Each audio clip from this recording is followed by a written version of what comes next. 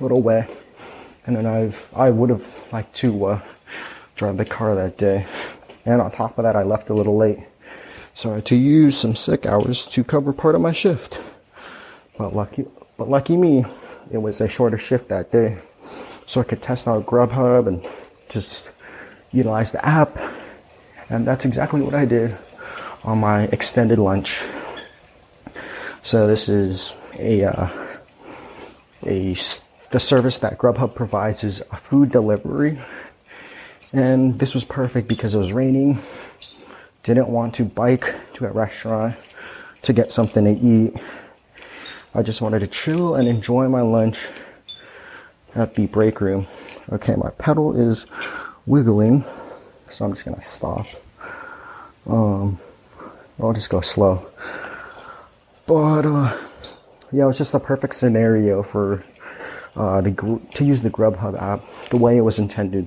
Order some food and just have it delivered to your work. I was very excited to use the app because it had some coupons. I had some coupons given to me by Grubhub via an email.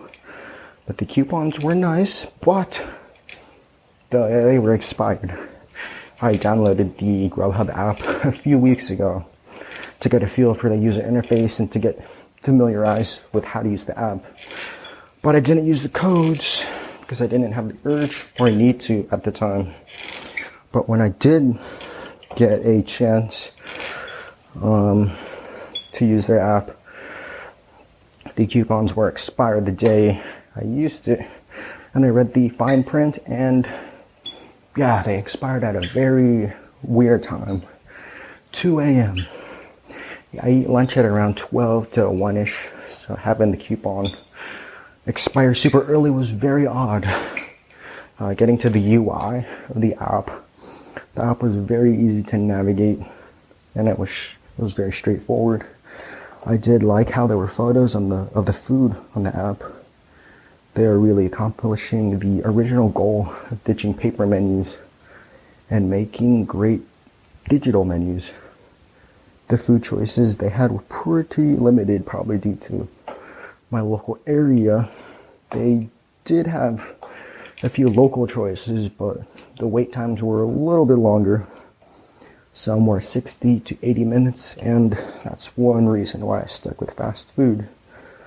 Ordering food was easy, and the questions they did ask were, some of the questions they asked were pretty overwhelming, but it's totally necessary to tailor it to one's dietary needs.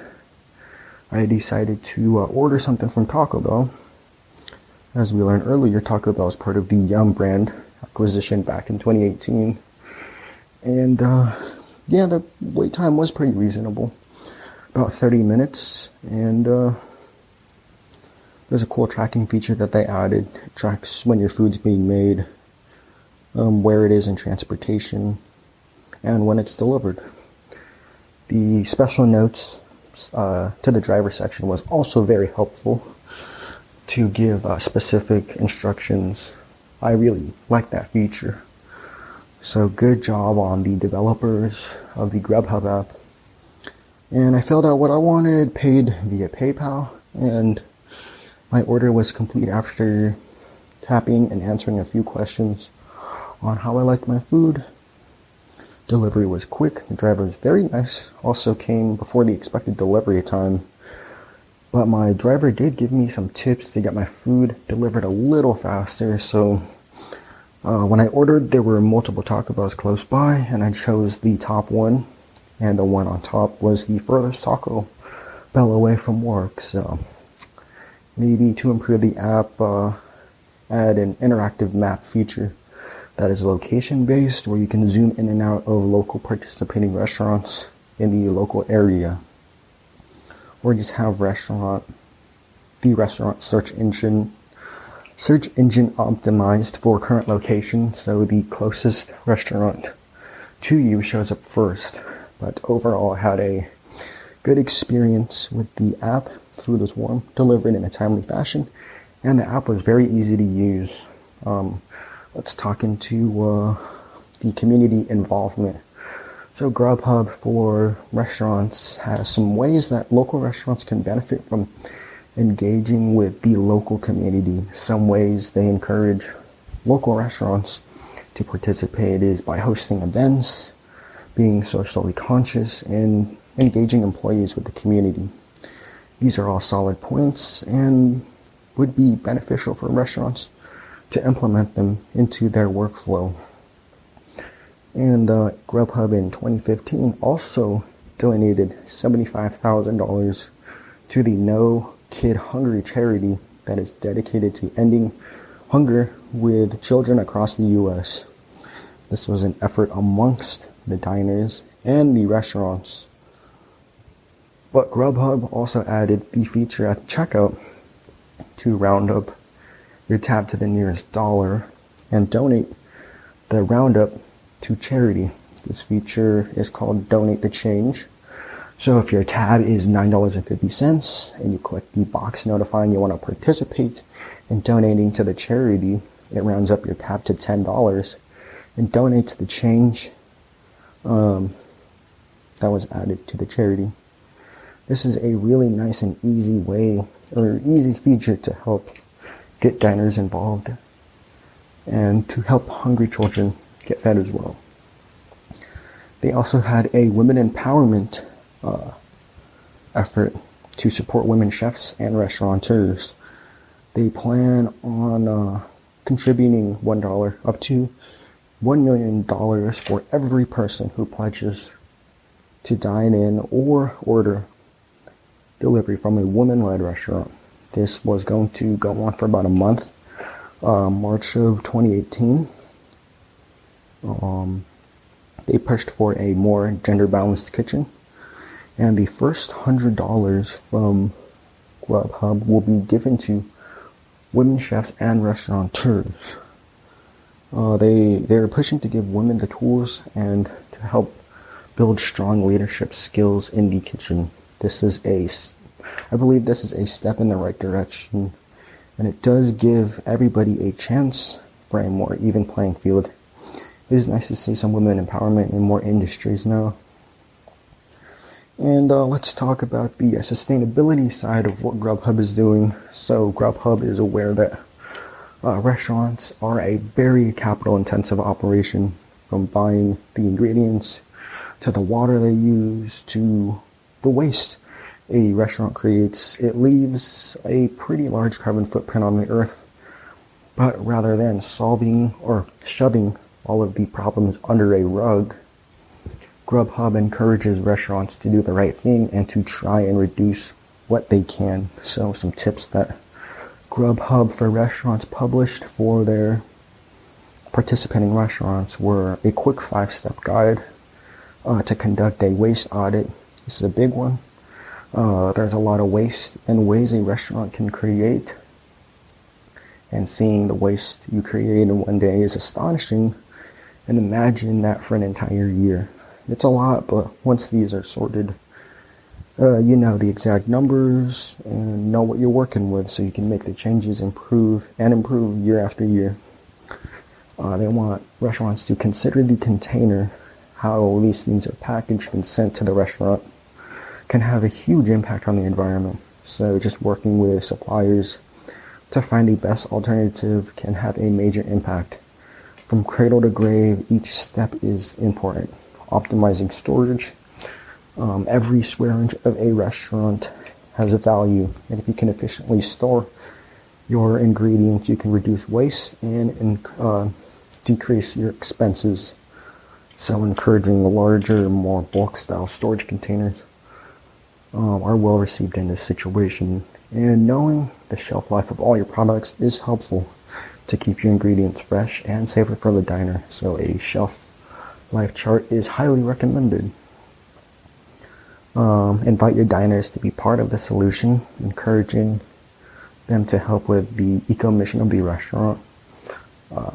Compostable items, bring your own mug, etc. Maintaining a thorough recycling program. Just look at the products you get from a restaurant, look at the life of the product, and just consider how it's delivered. Is it reusable? Is there another alternative? Just asking simple questions like that. And Grubhub does help restaurants that work with them. They do rank pretty average overall in corporate social responsibility, but with that, they have many workers and resources that they're utilizing. So it's very challenging for a company of this scale to have like a problem like this. But there are always room for improvement, and I hope that Grubhub can find a way to fix these. So some ideas that I have for encouraging the use of reusables for regular customers. Having reusable containers and cutlery that could be dropped at any participating Grubhub could be beneficial. So to reduce the waste that all these restaurants are creating. So rather than creating this extra waste, we just have special Grubhub containers that make it easier to identify that this is a specific Grubhub order.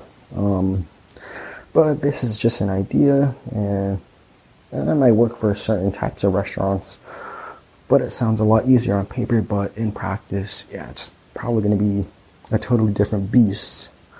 A project that I worked on was when I was still in school. We had a similar reusable container program called the Aussie at Humboldt Dining, or Humboldt State Dining, where you would get a reusable container, and when you were done dining, you could just dump it at a specific vending machine, aka the Aussie, and get your little reimbursement coin back. It's a cool concept, but in truth, I never really used it. I did a class project on it with these machines for the only engineering class I took, and that's how I know how they work. But we will see in the future if we do see this getting launched, and if they do, I'll be very happy. And just closing thoughts about Grubhub. Will I be using this again in the future? Maybe. Under certain circumstances, I will probably use it again, but as a regular, I don't think I'll use it. It's a good service. It was fun to use, and yeah, just wanted to see how this service worked. Yeah, this is a longer episode. We covered a lot of information, and I'm glad you stayed to the end. Thank you for listening to this podcast. And the savage shout out.